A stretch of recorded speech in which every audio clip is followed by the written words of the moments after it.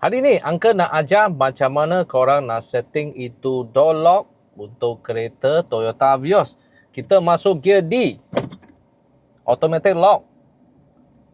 Kita masuk gear P, automatic, semua unlock.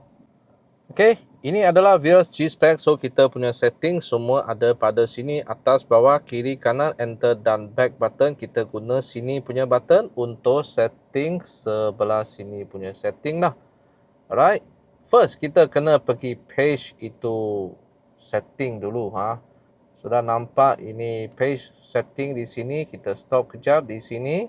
So kita scroll bawah, cari ini vehicle setting, tekan enter. Sudah tekan enter, kita cari yang door lock punya itu function. Door lock, tekan enter. Dan awak pilih ini. Yang kedua punya shift position link door locking. Door locking bermakna you tekan ini, enter, dia nyala hijau punya lampu, so gear taruh dekat D, dia lock. Yang bawah punya itu gear taruh dekat itu P, dia unlock. Lepas setting ini dua, then sudah okey lah. Jom kita tengok dia okey ke tak okey.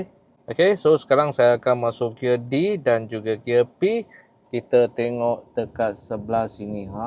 Okey, saya masuk D. Nampak lock. Saya masuk P, unlock. Unlock dia ada warna merah punya lah.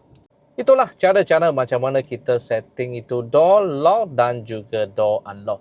Untuk Vios, promosi bulan ini adalah sangat-sangat kau. So kalau anda belum beli lagi Toyota Vios dan plan nak beli, jangan lupa cari yang kelima dapatkan special punya itu promotion untuk bulan ini ya.